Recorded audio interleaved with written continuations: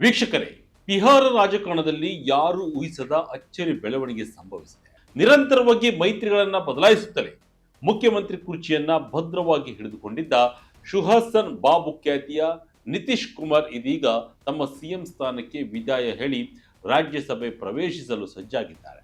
ಸತತ 10ನೇ ಬಾರಿಗೆ ಮುಖ್ಯಮಂತ್ರಿಯಾಗಿ ಪ್ರಮಾಣ ವಚನ ಸ್ವೀಕರಿಸಿದ ಕೇವಲ 4 ತಿಂಗಳಲ್ಲಿ ನಿತೀಶ್ ಈ ಅಚ್ಚರಿಯ ನಿರ್ಧಾರ ಪ್ರಕಟಿಸಿದ್ದಾರೆ.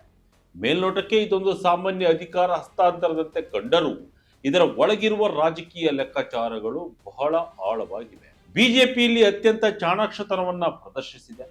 ಮೊದಲಿನಿಂದಲೂ ಬಿಹಾರದ ಮೇಲೆ ಕಣ್ಣಿಟ್ಟಿದ್ದ ಅಮಿತ್ ಶಾ ಪ್ಲಾನ್ ಸಕ್ಸಸ್ ಆಗಿದೆ. ಕೊನೆಗೂ ಬೃಹತ್ ಬಿಹಾರವನ್ನ ಕಮಲ ವಶ ಮಾಡಿಕೊಳ್ಳುವುದರಲ್ಲಿ ಬಿಜೆಪಿ ಯಶಸ್ಸು ಸಾಧಿಸಿದೆ. ಹಾಗಾದ್ರೆ ಬಿಹಾರದಲ್ಲಿ ಸಿಎಂ ಬದಲಾವಣೆ ಆಗಿದ್ದು ಯಾಕೆ? ನಿತೀಶ್ ಕುಮಾರ್ ರಾಜ್ಯಸಭೆಗೆ ಹೋಗಿದ್ದರ ಹಿಂದೆ ಬಿಜೆಪಿಯ ರಾಜಕೀಯ ಲೆಕ್ಕಾಚಾರವೇ? ಅಮಿತ್ ಶಾ ಪ್ಲಾನ್ ವರ್ಕೌಟ್ ಆಗಿದ್ದು ಹೇಗೆ? ಇನ್ಸೈಡ್ ಮಾಹಿತಿ ಇಲ್ಲಿದೆ. ಹಲವು ಅಚ್ಚರಿಗಳಿಗೆ ಕಾರಣವಾದ ನಿತೀಶ್ ನಡೆ. ಸಕ್ಸಸ್ ಆಯಿತು ಅಮಿತ್ ಶಾ ಫಾರ್ಮುಲಾ.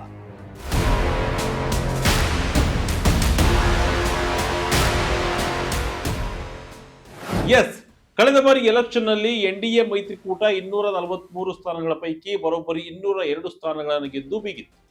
ಇದರಲ್ಲಿ ಬಿಜೆಪಿ 89 ಸ್ಥಾನಗಳಿಗೆ ಅತಿ ದೊಡ್ಡ ಪಕ್ಷವಾಗಿ ಹೊರಹೊಮ್ಮಿದ್ದರೆ ಜೆಡಿಯು 85 ಸ್ಥಾನಗಳನ್ನು ಗೆದ್ದುಕೊಂಡು ಆದರೂ ಕೂಡ ಜೆಡಿಯು ಪಕ್ಷಕ್ಕೆ ಸಿಎಂ ಪಟ್ಟ ಕಟ್ಟಿತ್ತು. ಆದರೆ ಅತಿ ದೊಡ್ಡ ಪಕ್ಷವಾಗಿದ್ದ ಬಿಜೆಪಿಗೆ ಸಿಎಂ ಸ್ಥಾನದ ಮೇಲೆ ಸಹಜವಾಗಿಯೇ ಕಂಡಿತ್ತು. ಆದರೆ ಒಮ್ಮೆಯೇ ಕೇಳಿದ್ರೆ ಜೆಡಿಯು ಸಿಡಿದೇಳುವ ಚಾನ್ಸ್ ಇತ್ತು. ಹೀಗಾಗಿ ಅಮಿತ್ ಶಾ ಕಾದು ನೋಡುವ ತಂತ್ರಕ್ಕೆ ಮೊರೆ ಹೋಗಿದ್ದರು. ಅಲ್ಲಿಂದಲೇ ಸೈಲೆಂಟ್ ತಂತ್ರಗಳನ್ನ ಮಾಡುತ್ತಲೇ ಬಂದಿದ್ದು ಬಿಜೆಪಿ. ಕೊನೆಗೂ 4 ತಿಂಗಳ ಬಳಿಕ ಬಿಜೆಪಿ ತಾನು ಅಂದುಕೊಂಡಿದ್ದನ್ನ ಸಾಧಿಸಿದೆ. ಜೆಡಿಯು ತೆಕ್ಕೆಯಲ್ಲಿದ್ದ ಬಿಹಾರವನ್ನ ತನ್ನ ವಶಕ್ಕೆ ತೆಗೆದುಕೊಂಡಿದೆ. ಎಸ್, ಬಿಹಾರದ ಹಾಲಿ ಮುಖ್ಯಮಂತ್ರಿ ಮತ್ತು ಜೆಡಿಯು ವರಿಷ್ಠ ನಿತೀಶ್ ಕುಮಾರ್ ತಾವು ರಾಜ್ಯಸಭೆಗೆ ಹೋಗುವುದನ್ನ ಖಚಿತಪಡಿಸಿದ್ದಾರೆ. ತಮ್ಮ ಸಾಮಾಜಿಕ ಜಾಲತಾಣ ಎಕ್ಸ್ ನಲ್ಲಿ ಪೋಸ್ಟ್ ಮಾಡಿರುವ ಅವರು ಬಿಹಾರದ ಜನತೆಗೆ ಕೃತಜ್ಞತೆ ಸಲ್ಲಿಸಿದ್ದಾರೆ. ತನ್ನ ಸಂಸದೀಯ ಜೀವನದ ಆರಂಭದಿಂದಲೂ ಬಿಹಾರ ಶಾಸಕಾಂಗದ ಉಭಯ ಸದನಗಳು ಮತ್ತು ಸಂಸತ್ತಿನ ಉಭಯ ಸದನಗಳ ಸದಸ್ಯನಾಗಬೇಕೆಂಬುದು ನನ್ನ ಹೃದಯದ ಆಸೆಯಾಗಿತ್ತು. ಈ ಆಕಾಂಕ್ಷೆಗೆ ಅನುಗುಣವಾಗಿ ಈ ಬಾರಿ ನಡೆಯುತ್ತಿರುವ ಚುನಾವಣೆಯಲ್ಲಿ ನಾನು ರಾಜ್ಯಸಭೆಯ ಸದಸ್ಯನಾಗಲು ಬಯಸುತ್ತೇನೆ ಎಂದು ಬರೆದುಕೊಂಡಿದ್ದಾರೆ. ಜೊತೆಗೆ ಬಿಹಾರದ ಹೊಸ ಸರ್ಕಾರದ ರಚನೆಗೆ ತನ್ನ ಬೆಂಬಲ ಮತ್ತು ಸಹಕಾರ ಇದ್ದೇ ಇರುತ್ತದೆ ಮತ್ತು ರಾಜ್ಯದ ಅಭಿವೃದ್ಧಿಗೆ ಕೆಲಸ ಮಾಡುವುದನ್ನ ಮುಂದುವರಿಸುತ್ತೇನೆ ಎಂದು ಭರವಸೆಯನ್ನು ಕೂಡ ನೀಡಿದ್ದಾರೆ.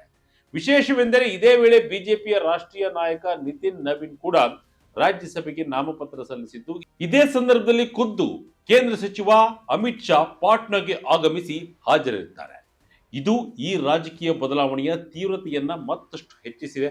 ನಿತಿನ್ ಕುಮಾರ್ ರಾಜ್ಯಸಭೆಗೆ ಹೋಗುವುದು ಖಚಿತವಾಗ್ತಿದ್ದಂತೆ ಮಧ್ಯರಾತ್ರಿಯವರೆಗೂ ಜೆಡಿಯು ಹಿರಿಯ ನಾಯಕ ಸಂಜೀವ್ ಜಾ ನಿವಾಸದಲ್ಲಿ ಸರಣಿ ಸಭೆಗಳು ಕೂಡ ನಡೆದಿವೆ.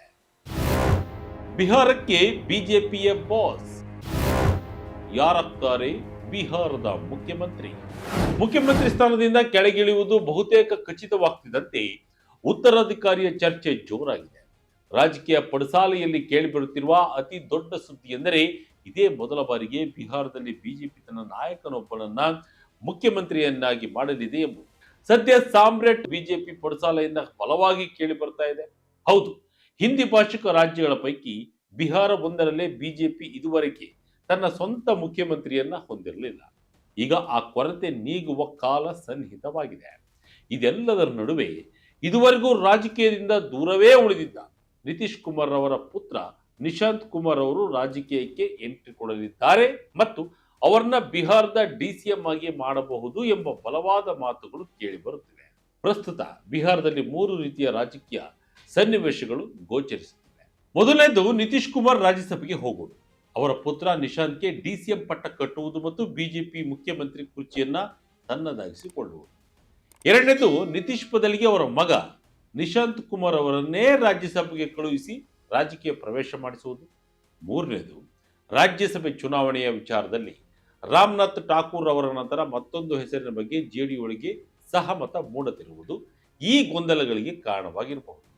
ಅಂದಹಾಗೆ ಬಿಹಾರದಿಂದ ಒಟ್ಟು 5 ರಾಜ್ಯಸಭಾ ಸ್ಥಾನಗಳಿಗೆ ಮಾರ್ಚ್ 16ರಂದು ಚುನಾವಣೆ ನಡೆಯಲಿದೆ. ಜೆಡಿಯುನ ಹರಿವಂಶ್ ನಾರಾಯಣ್ ಸಿಂಗ್ ಮತ್ತು ರಾಮನಾಥ್ ಠಾಕೂರ್, ಆರ್ಜೆಡಿಯ ಪ್ರೇಮ್ ಚಂದ್ ಗುಪ್ತಾ ಮತ್ತು ಅಮರೇಂದ್ರ ಧಾರಿ ಸಿಂಗ್ ಹಾಗೂ RLMನ ಉಪೇಂದ್ರ ಕುಶ್ವಾಹ ಅವರ ಅಧಿಕಾರಾವಧಿ ಮುಕ್ತಾಯಗೊಳ್ಳುತ್ತಿರುವ ಹಿನ್ನೆಲೆಯಲ್ಲಿ ಈ ಚುನಾವಣೆ ನಡೆಯುತ್ತಿದೆ. ಜೆಡಿಯು ಕಾರ್ಯಕರ್ತರ ಆಕ್ರೋಶ. ಬಲವಂತವಾಗಿ ಪಟ್ಟ ಕಸಿದುಕೊಳ್ಳಲಾಗಿದೆಯಾ? ನಿತೀಶ್ ಕುಮಾರ್ ಅವರ ಈ ನಿರ್ಧಾರ ಜೆಡಿಯು ಕಾರ್ಯಕರ್ತರಿಗೆ ಅರಗಿಸಿಕೊಳ್ಳಲು ಸಾಧ್ಯವಾಗ್ತಾ ಇಲ್ಲ. ಸಿಎಂ ನಿವಾಸದ ಮುಂದೆ ಜಮಾಯಿಸಿರುವ ನೂರಾರು ಕಾರ್ಯಕರ್ತರು ಕಣ್ಣೀರು ಹಾಕ್ತಾ ಇದ್ದಾರೆ. ನಿತೀಶ್ ಕುಮಾರ್ ಬಿಹಾರಕ್ಕೆ ಸೇರಿದವರು. ನಾವು ಅವರನ್ನ ಎಲ್ಲಿಗೂ ಹೋಗಲು ಬಿಡುವುದಿಲ್ಲ. ಅವರಿಗಾಗಿ ಪ್ರಾಣ ಕೊಡಲು ಸಿದ್ಧ ಎಂದು ಆಕ್ರೋಶ ವ್ಯಕ್ತಪಡಿಸಿದ್ದಾರೆ. ಈ ಪ್ರತಿಭಟನೆಯ ನಡುವೆ ಬಿಜೆಪಿಯ ಸಚಿವ ಸುರೇಂದ್ರ ಮೆಹ್ತಾ ಜೆಡಿಯು ಎಂಎಲ್ಸಿ ಸಂಜಯ್ ಗಾಂಧಿ ಮತ್ತು ಶಾಸಕ ಪ್ರೇಮ್ ಮುಖಿಯಾ ಅವರನ್ನ ಕಾರ್ಯಕರ್ತರು ಓಡಿಸಿದ ಘಟನೆಯೂ ನಡೆದಿದೆ.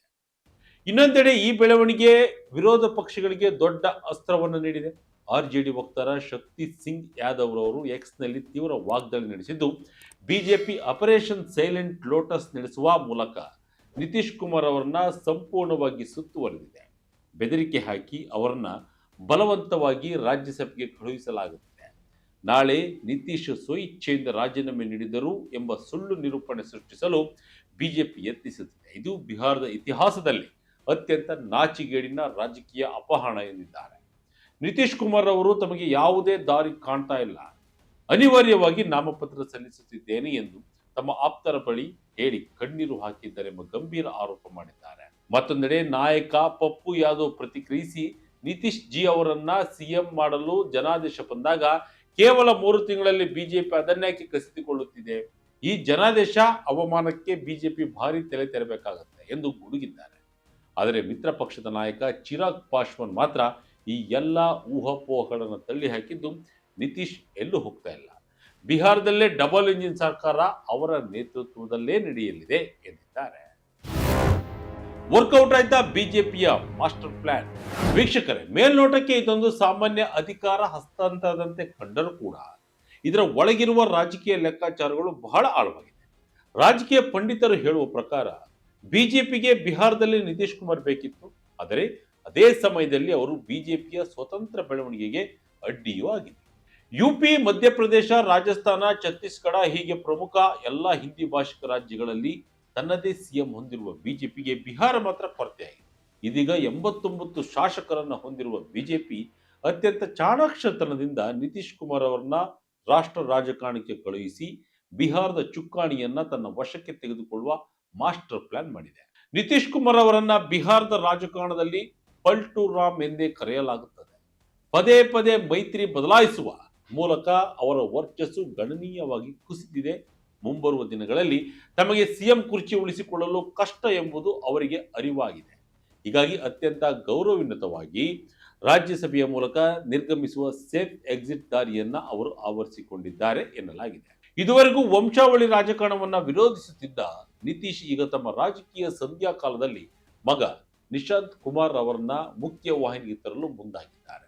ಮಗನಿಗೆ ಉಪಮುಖ್ಯಮಂತ್ರಿ ಪಟ್ಟ ಕೊಡಿಸುವ ಮೂಲಕ ಜೆಡಿಯು ಪಕ್ಷದ ಭವಿಷ್ಯದ ನಾಯಕತ್ವವನ್ನ ತಮ್ಮ ಕುಟುಂಬದಲ್ಲೇ ಉಳಿಸಿಕೊಳ್ಳುವ ದೊಡ್ಡ ಒಪ್ಪಂದವನ್ನ ಅವರು ಬಿಜೆಪಿಯೊಂದಿಗೆ ಮಾಡಿಕೊಂಡಿರುವ ಸಾಧ್ಯತೆ ದಟ್ಟವಾಗಿದೆ. ಆರ್ಜೆಡಿ ಹೇಳ್ತಿರುವಂತೆ ಇದೊಂದು ರಾಜಕೀಯ ಅಪಹರಣ ಎಂದು ಕೆಲವರು ಹೇಳ್ತಿದ್ದಾರೆ. ಬಿಜೆಪಿಯ ಒತ್ತಡ ನಿತೀಶ್ ಮೇಲಿರುವುದು ಸ್ಪಷ್ಟ. ಎನ್ಡಿಎ ಮೈತ್ರಿಕೂಟದಲ್ಲಿ ಇದೀಗ ಬಿಜೆಪಿ ಬಿಗ್ ಬಾಸ್ ಸಿಬಿಐ, ಇಡಿ ಸೇರಿದಂತೆ ಕೇಂದ್ರದ ಏಜೆನ್ಸಿಗಳ ಭೀತಿ ಹಾಗೂ ಪಕ್ಷದೊಳಗಿನ ಆಂತರಿಕ ಭಿನ್ನಮತಗಳೆಲ್ಲ ಮುಂದಿಟ್ಟುಕೊಂಡು ಬಿಜೆಪಿ ಈ ಆಪರೇಷನ್ ಸೈಲೆಂಟ್ ಕಮಲವನ್ನು ಯಶಸ್ವಿಗೊಳಿಸಿದೆ ಎಂದು ರಾಜಕೀಯ ವಿಶ್ಲೇಷಕರು ಅಭಿಪ್ರಾಯಪಟ್ಟಿದ್ದಾರೆ.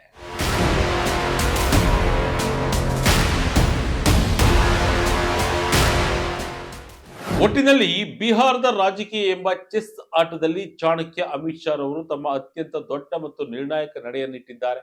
ನಿತೀಶ್ ಕುಮಾರ್ ಅವರು ತಮ್ಮ ಹೃದಯದ ಆಸೆಯ ನೆಪವೊಡ್ಡಿ ರಾಜ್ಯಸಭೆ ಪ್ರವೇಶ ಮಾಡ್ತಿರೋದು ಬಿಹಾರದಲ್ಲಿ ಒಂದು ಯುಗದ ಅಂತ್ಯ ಮತ್ತು ಬಿಜೆಪಿ ಯುಗದ ಅಧಿಕೃತ ಆರಂಭ ಎಂದೇ ಬಣ್ಣಿಸಲಾಗ್ತಿದೆ.